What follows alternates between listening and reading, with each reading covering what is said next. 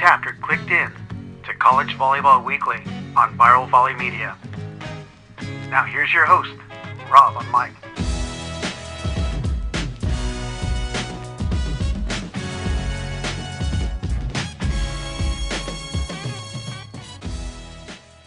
With me, Brad Rostratter of UC San Diego, Dan Friend of Lewis, Theo Edwards of Cal State Northridge, and Jay Hosick of George Mason. Good day, gentlemen, and thanks for coming back on board. So, who's ready to chat volleyball this week? See, I'm practicing being the hype man in Fairfax. It's not working. Everyone's a little quiet this morning.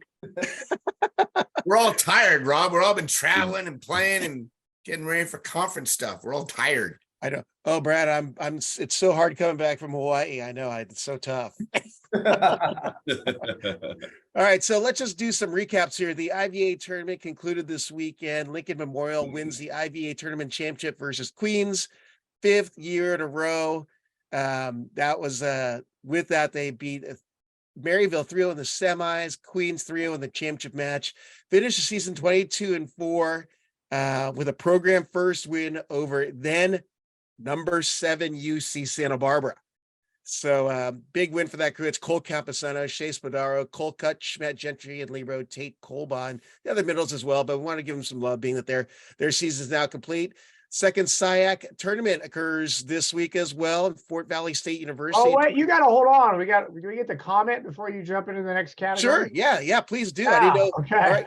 So no surprise. I really want, Lincoln's got a really talented group, and Cash does a great job and has been doing a great job. Man, I wish they were in the league. I wish that somehow we could get them into the MIVA or into some league where they're getting a shot at the national tournament, because I think he's done a great job and that program deserves a shot at that, and we've seen that. But and what happens is we talk about it in the beginning of the year, they get a couple wins, they're doing great things, they got a great record.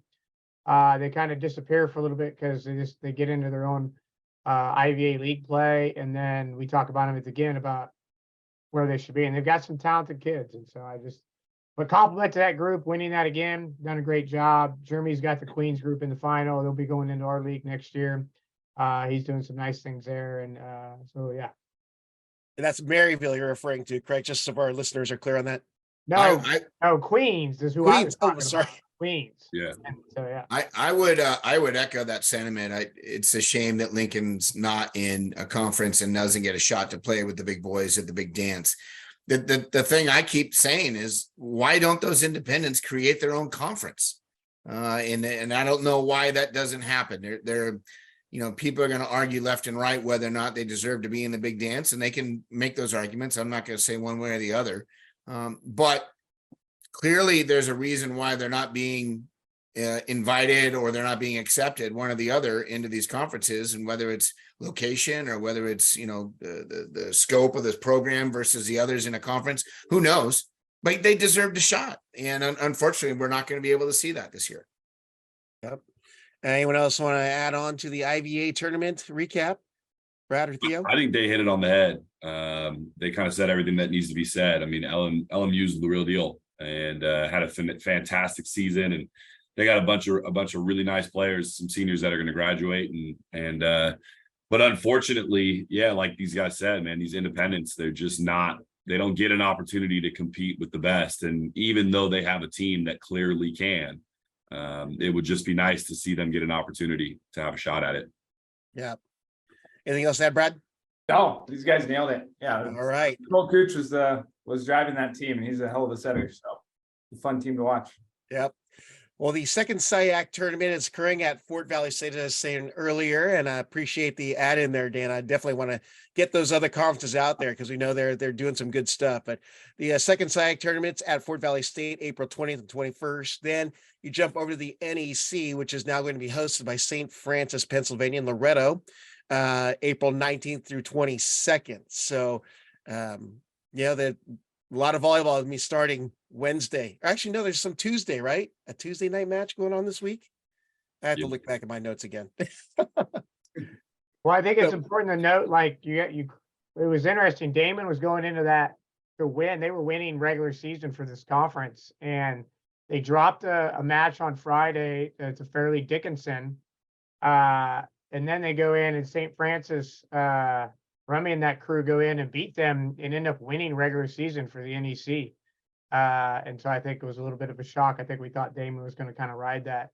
But kudos to Rummy and his group and putting themselves in a good position from that. So, Yep. Well, I wanted to get into the meat of our discussion, which I've called the tourney and top 15 talk, the alliteration episode. I felt like after working the match I worked this last weekend, Hilaire Hanno, Connor Campbell on the stuff, all these illiterate, Doug Dom of Danville coming back up. So in any case, we're going to start with a MIVA tourney. I had to do this before jumping on, but I love seeing what the coaches did in their preseason picks versus what actually happened. So, for the most part, it was right on, but I don't think anyone could have called a three-way tie for first place in the MIVA. So let's have Dan start out with what happened in conference this year and how conference tournament is going so far, then have the other guys chime in.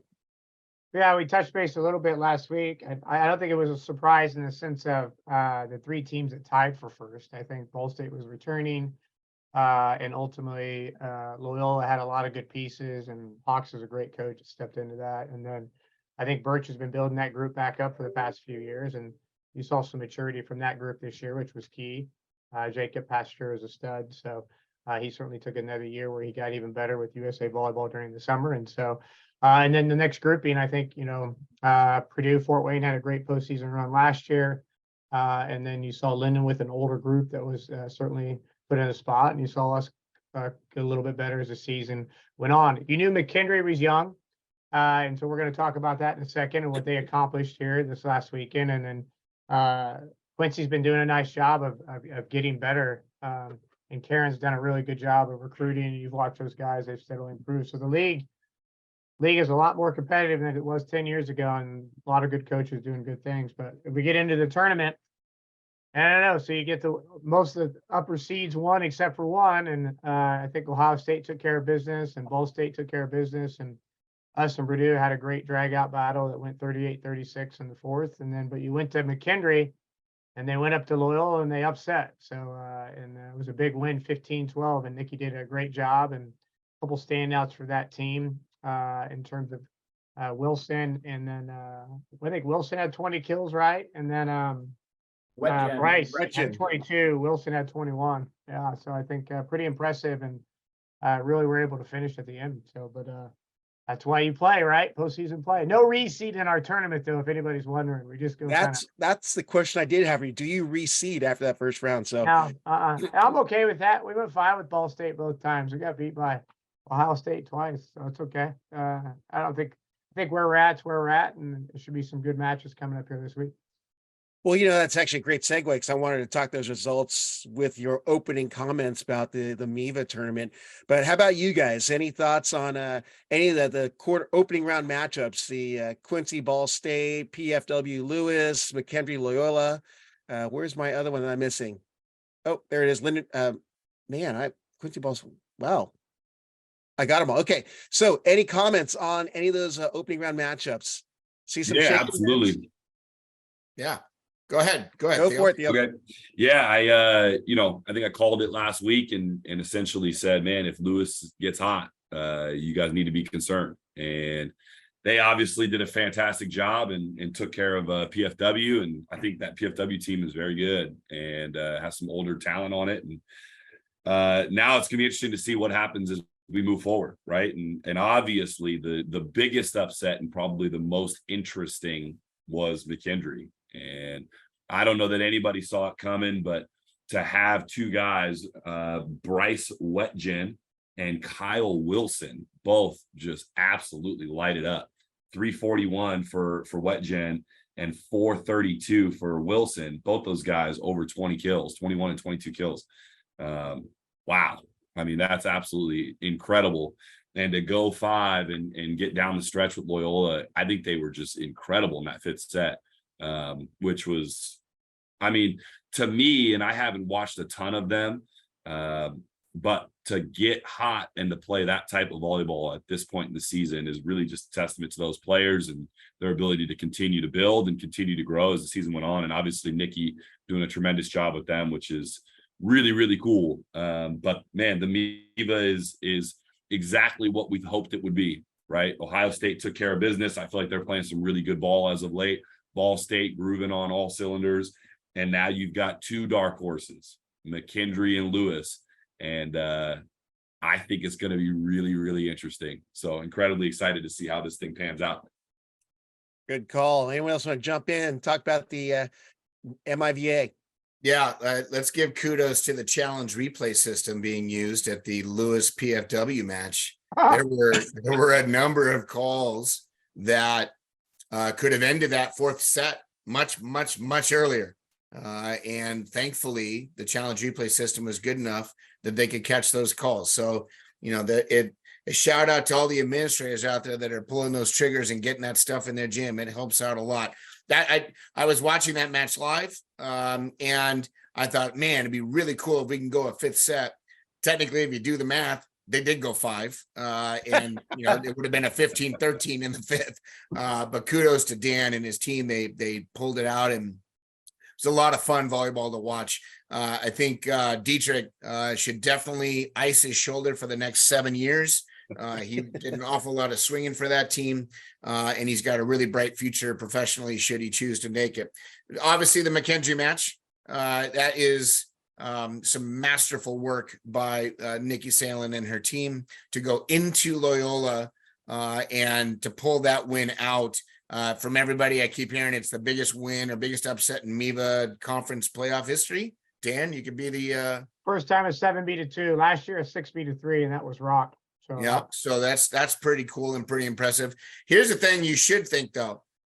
Lindenwood almost pulled that off. 23, 23, and 23. I know they lost in 3 sets, but Ohio State, if you're not shaking in your boots right now, having to play McKendree's Fighting Bearcats or Wildcats or whatever they are, you should be, because that team is coming in and they are riding on some momentum. And Ohio State squeaked that one out. Lindenwood was a team that at one point this year we were all talking about as being a hot team at the moment. And sure enough, at the end, they played some good volleyball and just missed. If anybody doesn't understand how thin the margins are, that's about as thin as it gets right there. So kudos to all those teams. Listen, Quincy's going to get better in the years to come. I think their coach, Karen Kemner, is going to do some great job there. But Ball State is humming on all cylinders right now. It'll be interesting to see if they can keep that up. They got the Fighting Flyers coming in here pretty soon, so it should be fun to watch. Good stuff. Some great numbers I checked out for McKendree. Bryce Wetchen, 22 kills, hit 341, 2 aces. Kyle Wilson, 21 kills, had 2 guys with over 20 kills. That's phenomenal.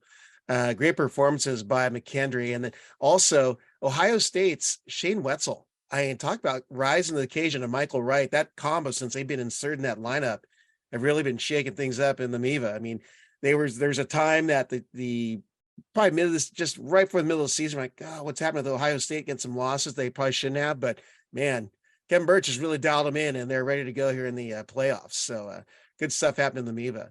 Anything else we need to I think Ohio State's in the best spot out of all of them, just with how they're playing and kind of they seem to be trending up. Obviously, Ball State's been really good. We talked about that last week, but you know, just looking at their numbers, like Wetzel, Pastor continues to be one of the better players in the MIVA. I think he won MIVA Player of the Year. Is something. Yep. Is that what I thought? So I think they're in a really good spot, and I see them poised to end up taking this. Since we're talking about throwing salt on people, I see them in a good spot to potentially take this. And really looking at the McKendree Loyola match, you saw Loyola basically beat McKendree in every statistical category, apart from winning 3 sets of volleyball.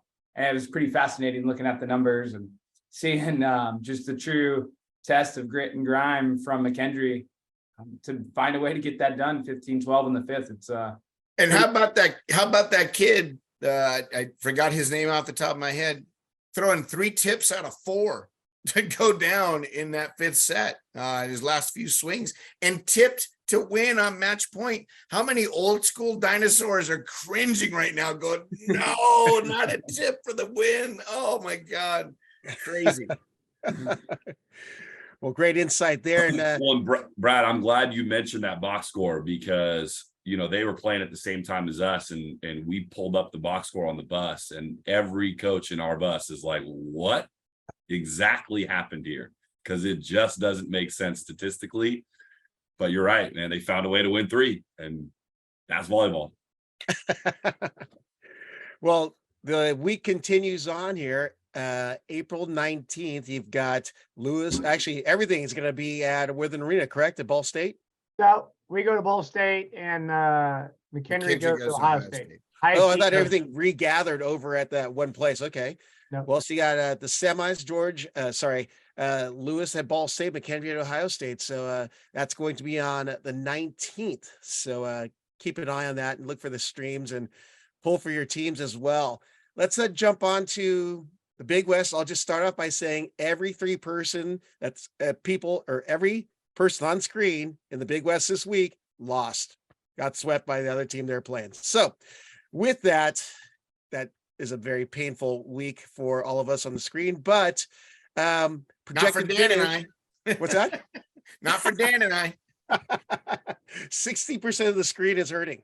So looking at the projected finish, there's only one correction. That was a flip between UC San Diego and CSUN from the preseason poll. But I mean, doesn't matter at this point. You know, we're going to have to see each other anyways. But talk about last week's results first, and we'll have both of you take a stab at it, then have the non-Big West guys jump in and what we can expect to see at the Big West tournament. So let's start with you alphabetically, Brad of UC San Diego. All right, we're looking at Long Beach UCI first at the Pyramid. Oh, thanks, bro. Sweep UC Irvine. Of course, I had to throw it right back at you. Long Beach sweeps them, and close, but not that close. And pretty steady, and Long Beach just playing pretty clean, pretty consistent. And then where it gets interesting is Saturday night in the Bren, UC Irvine, Long Beach State go 5. And why I think that gets so interesting is because obviously the Big West tournament is going to be in the Bren. That's a potential matchup. I know someone on this screen is hoping that matchup doesn't come up in fruition, but I think that Long Beach Irvine matchup is potentially something we're going to see. And I think if we're getting a 5-set thriller like that, that's going to be a really good showing for the Big West and just for high-level men's volleyball, regardless who ends up in that semifinal. So I think it was really interesting to see that and kind of see the adjustments from match to match, and then seeing that potentially have to play out again in a week is going to be really fun. Well, I'll have to say, thank you for not mentioning that it was a reverse sweep, because that was the most painful part about it, going up 2-0 strong and then losing the next 3. But yeah, I don't want to relive it. So let's just go over to Theo.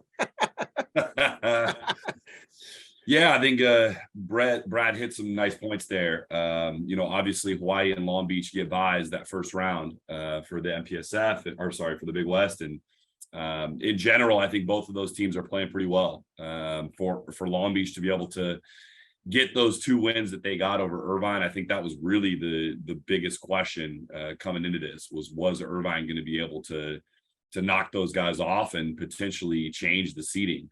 But for Long Beach to kind of hold steady and get those wins, I thought that was really, really important for them. And then obviously Santa Barbara is going to be facing off against San Diego.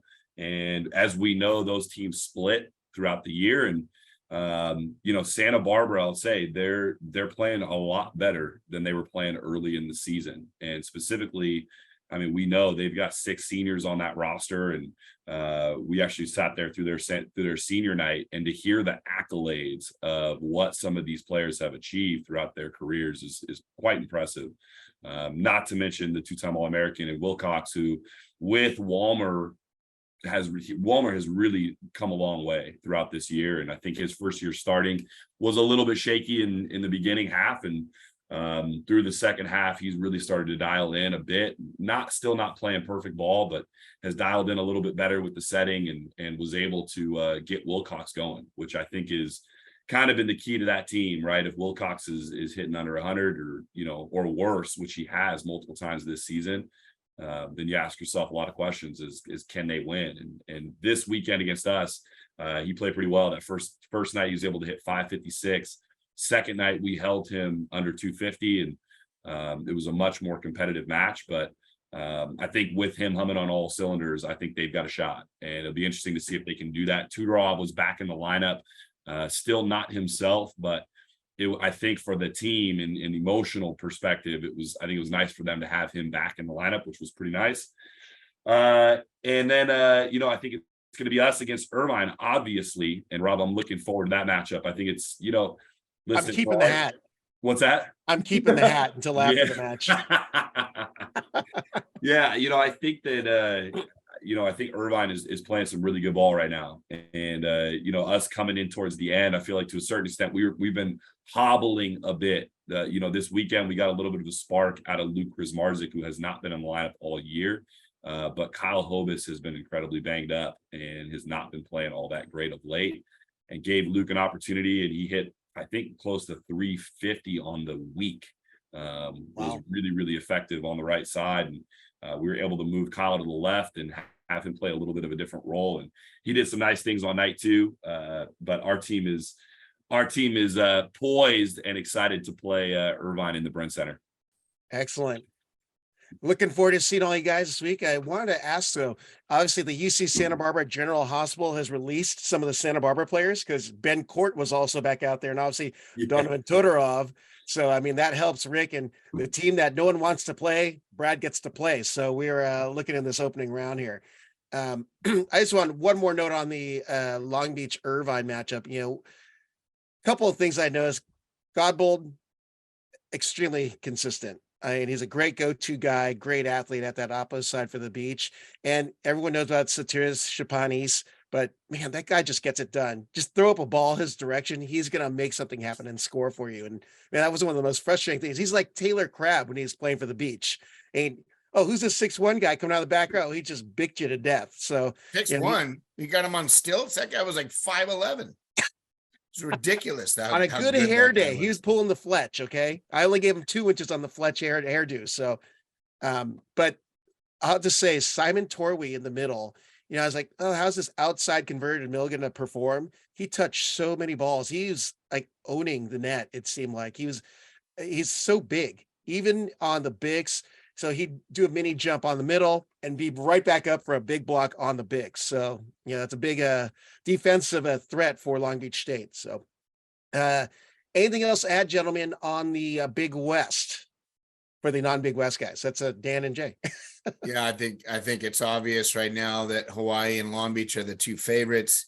Irvine is thankful that they have Carlos, who can put a ball up in a good spot. It's a 2-headed monster in Sonny and Heno. If Cole Gillis can just remain to be the role player that he is, and just, maybe get a handful of sets a set and can put a few of those away, he doesn't have to lead the charge. He just has to do his job of keeping everybody else at bay, and take some pressure off the other 2 guys. But it's as Heno and Sonny go. If both of them are having good nights, UC Irvine's really, really tough to beat. If one of them is having an iffy night, all of a sudden they become one-dimensional. It could be a little bit of a challenge. Yep. So first round starts Thursday, April 20th, with the semis back-to-back nights on Friday, April 21st, and Saturday, the championship match. And those, I believe, will be on ESPN Plus for the first 2, and then ESPNU with former College Volleyball Weekly and Net Live podcaster Kevin Barnett and Paul Sunderland on the call on that Friday championship match. Nice. So I think the tough part, Rob, is that your team there shot themselves in the foot with the at-large bid. They needed to win one of those. And yeah. So, I think they win one of those, they put them in a better spot. They lose both, though. I think I do think their way to get to the tournament is they gotta win. You know what I mean? But man, they got to get past Theo. So I don't know what's going to happen there. You know what I mean? So, like I said, I'm keeping the hat until the end. We need more spots in the tournament. It's always going to be the snub, and that's another whole episode in itself. We should do the snub episode and just bring our own salt shakers and just start throwing them everyone's way. So let's go to the Conference Carolinas, and essentially final results as everyone predicted. North Greenville and Erskine took care of business, but it's funny looking at the I thought I did the comparison of the conference finishes, but the Conference Carolinas starts Tuesday with Mount Olive at King, Lees McRae at Belmont Abbey, and the winner of that will face 4 or 5 of that faces North Greenville on Friday, and the winner of the 3-6 versus Erskine. But thoughts on the Conference Carolinas tournament after seeing this final week of play in the Conference Carolinas? Anyone want to take a stab? Well, I will start. Good to go. I think they're poised to take this, and I think it'll be a great matchup. North Greenville, Erskine. I know the Erskine King, or probably the Erskine King matchup, will be really interesting. And Erskine's going to be real battle tested getting through that. But I thought North Greenville was pretty clean this week, and we'll kind of keep staying poised to earn that AQ. We'll see if King gets past Mount Olive. I got a former alumni coaching at Mount Olive, and so I'm going to give him some love and maybe say Omar Sanchez is going to get his group to pull the upset. And they're playing pretty well of late too, Dan. Yeah, so they're not too bad. They've gotten a little bit better the past 2 or 3 weeks of season, so we'll see what happens there. But you're probably right. North Greenville is poised to do it again, I think. So, anything else to add on Conference Carolinas? Nope. They're the favorites. All right, then that moves us down to the EIVA, to Jay's conference. So final week of conference play action. Let's just let Jay have at it, because he's like a songbird, just likes to sing. I have the world's worst singing voice, so that will not happen. At the beginning of the year, the preseason had obviously Penn State number 1. I think Princeton was number 2, NJIT 3, Charleston 4, Harvard 5, and us 6th. And the way it finished out, relatively close, except I think the 2 biggest movers were NJIT finished in last and we finished in 4th. And us to 2nd or 3rd place are only a couple of match differences. And we went 5 with a couple of those teams that were ahead of us that, potentially could have switched some things around. The thing I think to keep in mind is Penn State's the favorite, obviously. But you've obviously seen last year, if they hiccup, if things aren't humming on all cylinders, or if somebody else just has a phenomenal night, you never know what can happen. This first week matchups, I think, it's us versus Harvard. We just swept both matches or won both matches this past weekend up there. So we feel confident going into that one. But Harvard has some good players, and they're not to be overlooked. I think the biggest one is going to be Charleston and NJIT. Charleston beat NJIT both times they saw them this year for the first time in program history. They even won a match from them. But NJIT is not a bad team if they're all healthy. I think that's going to be the question mark. But Princeton and Penn State are waiting in the wings. If Princeton's Harrington has a good couple of nights and he's serving BBs off the end line, he is extremely dangerous. But Penn State obviously is Penn State. If Wildman has slowed down a little bit in recent weeks, but Michael Koval is stepping up.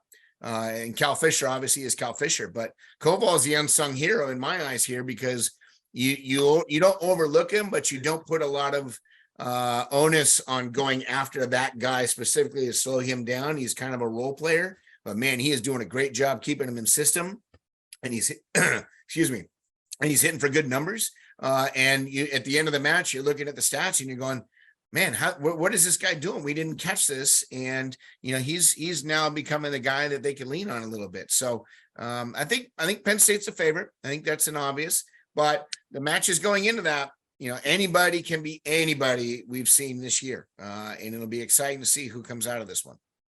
Well, Jay, I just want to mention that Michal Koval hit 625 on night 1 versus Charleston.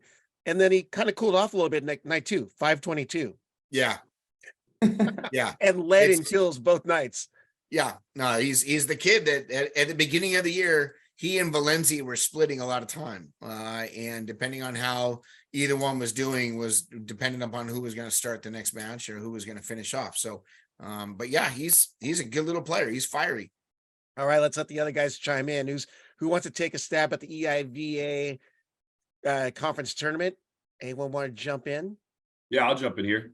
I think Charleston and NJIT is going to be a really interesting matchup. NJIT has some nice players, and I feel like for this year it's been a little bit of a disappointment. I know that most of us pegged them to be a little bit better of a team when the engines got running, but Charleston, I think they've had a little bit of dents to their armor as well. And, early on in the season, they had a nice undefeated run and, we're playing some really, really great ball, and they're obviously capable of doing that.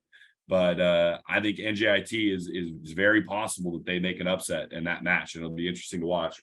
I think Jay is going to be riding his surfboard against Harvard. We just got a preview of that.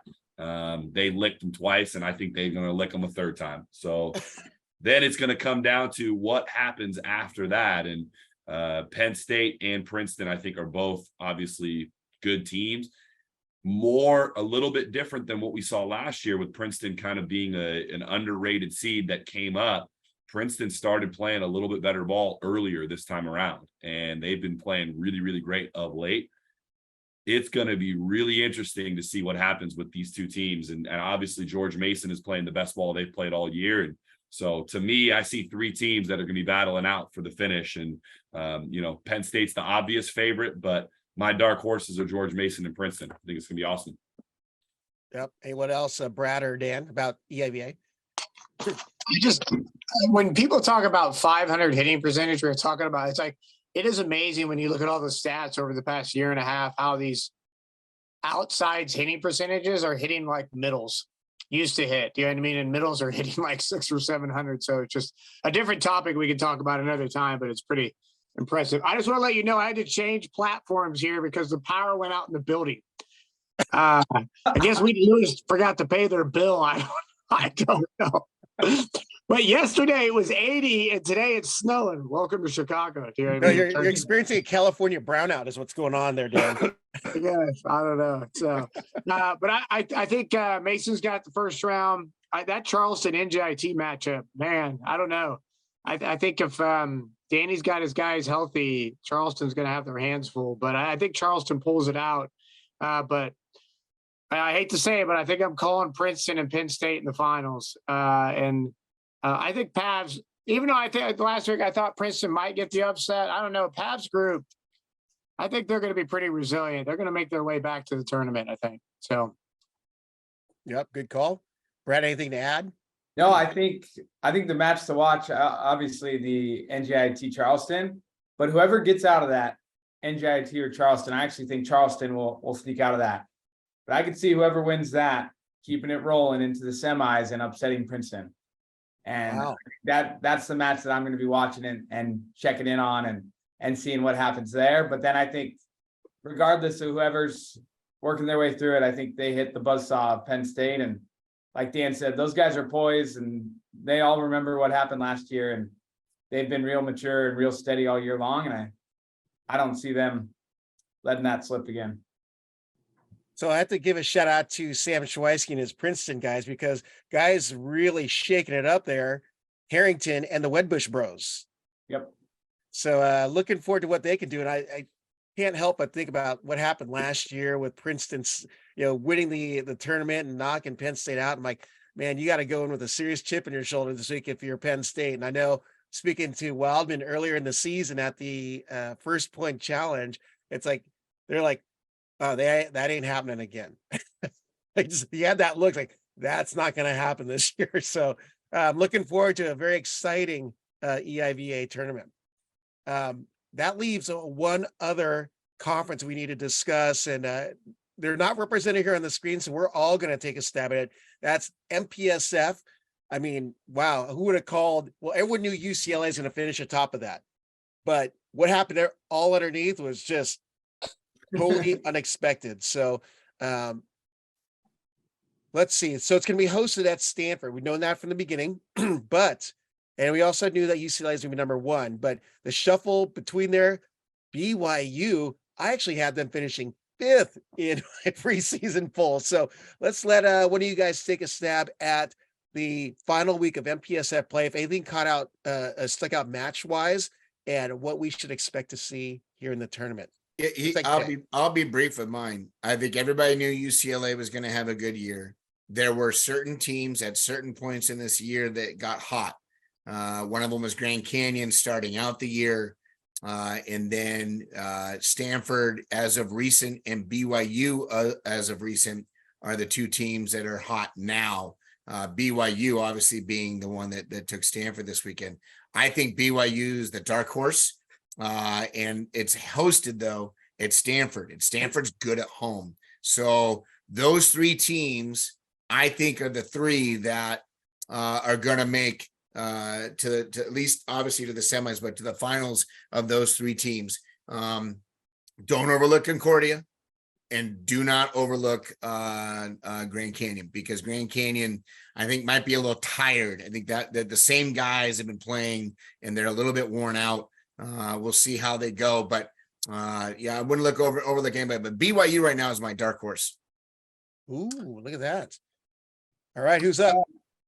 So here's an interesting thing. If Grand Canyon loses to Pepperdine in the first round, like Pepperdine was that team in the beginning of the year, we were talking about Jalen Jasper and Player of the Year candidate.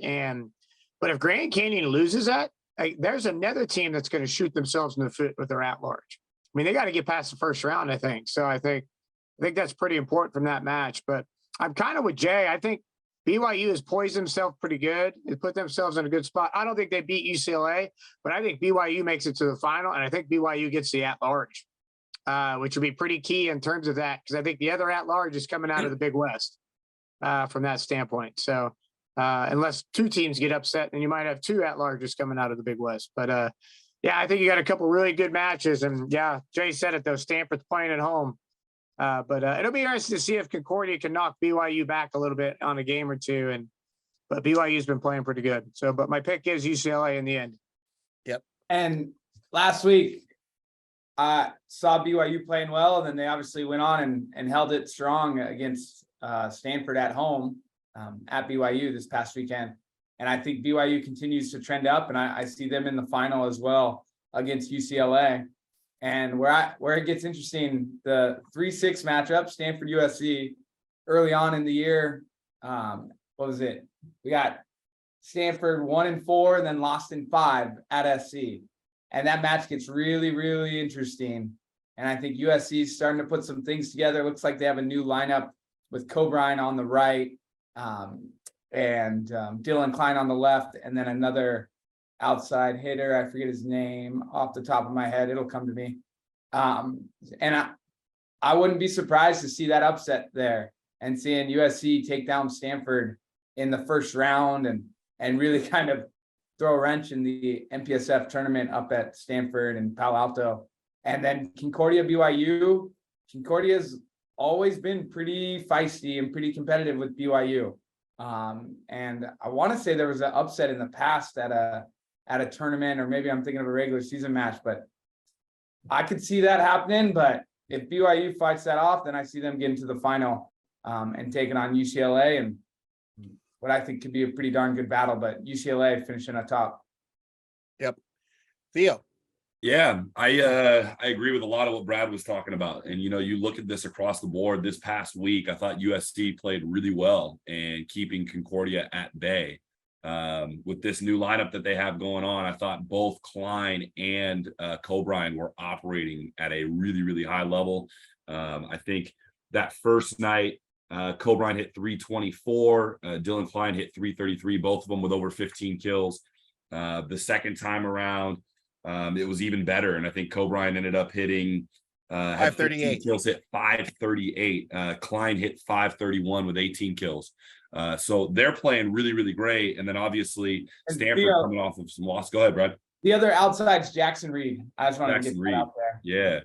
Yeah, which Jackson Reed can play some ball too. And having Stanford coming off of a couple of losses, and even though they're losing to a team that, like BYU, who's playing pretty well, it doesn't feel great. I think the nice piece for them is that they get to be at home against this USC team. And I think that's going to be it's going to be a dogfight. It's going to be a really, really exciting match to watch.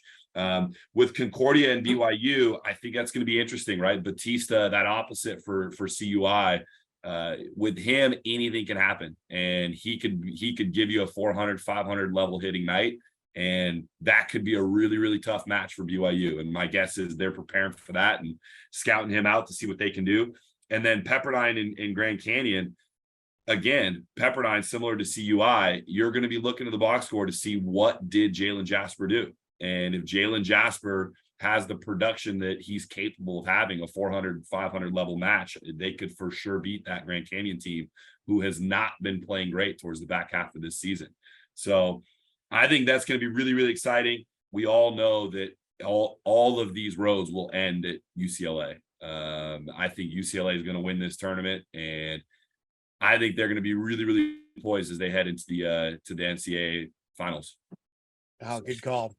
Well, as the non-coach on the screen, I wanted to ask you guys, because Grand Canyon was, with 7 teams being the MPSF, they basically had a week off. Does that hurt or help them? Help. Anyone else? Help? Everyone's helped so far.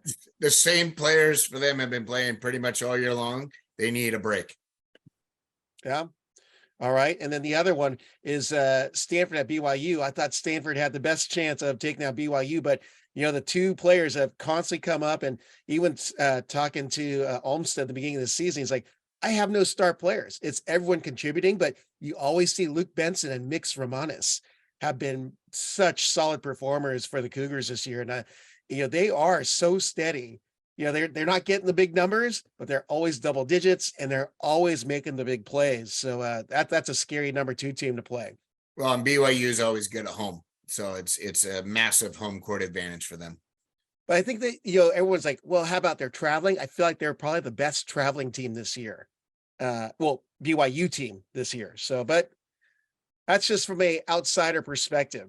And then a final topic, or not topic, but one thing I've recognized this whole season is Merrick McHenry has got to be in that player of the year conversation, because although he's not getting the most kills, most points, you look at his hitting efficiency, his blocking, and the way he's getting those kills done, he's playing so high above the net. And he's always top 2, 3 on the team, contribution wise, point wise. But I mean, he is doing some phenomenal stuff for the Bruins. And he's a smaller middle. He's 6'5" at best. Now, granted, he jumps and touches. I think the last time I heard it was about 18 feet, which definitely helps maybe out. 20 feet. Yeah, and that helps out. But when you jump that well and you are small, you have to make really good decisions, because you can't be popping around and try to catch up, because you hang so long. If you commit with the middle and then come down, by the time you land after you jump that high, the ball's already attacked on the pin. So he makes really good decisions, and that's a testament to his training and his work, because he's making those smart decisions first. Yeah, I had to look it up. Last time middle was a player of the year, would maybe be Brad Keenan. Yeah. I don't know. Yeah. So, wow. Well, I had to look it up. He's listed at 6'7". I'm like, my goodness, he just, every time you see pictures of him, I feel like he's like 6'10".